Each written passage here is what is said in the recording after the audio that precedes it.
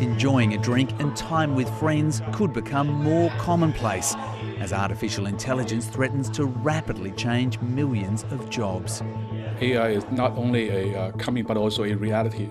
People are going to lose their jobs and we're going to have to find a way through the transition. An obligation-free payment could provide the safety net we need. If we could have a universal basic income, it's a bet that we can provide meaningful lives for all our citizens. Billionaire Elon Musk believes it's inevitable. I don't think we're going to have a choice. And we have a recent example of why we might need it. Shutting down. Victoria closes all pubs, clubs and gyms while police set up a new coronavirus task force.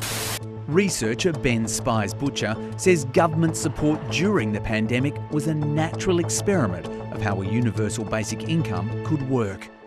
It proved that we could do it because we actually did it. When COVID forced people to stay home, between 3.6 and 4 million Australians were supported by the JobKeeper payment.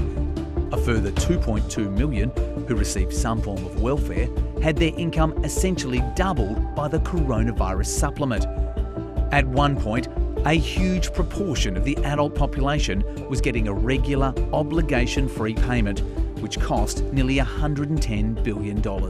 Creating a base that everyone can access without any barriers is really important for a world where things are changing really rapidly and also where the kinds of risks people are exposed to are changing as well. Elise Klein and her colleagues found some poverty rates fell from 67% to just 7% when the extra benefits were received, which enabled people to enter the labour market. That it had huge psychological impacts that helped people feel, that they had dignity again. The momentum behind universal basic income increased during COVID when we all learned just how precarious our links to employment can be. With AI, it's back again. But as with all big economic ideas, the big question is, who's going to pick up the tab? I feel like there's a lot that could be done to automate society and make it that we're less reliant on labour, but we can't do that unless people aren't scared of it. There have been more than 160 global studies of UBI in recent decades, involving varying amounts of money. The biggest one is actually Give Directly in Kenya. That's going on for 12 years and it's working with 20,000 Kenyans over 200 villages.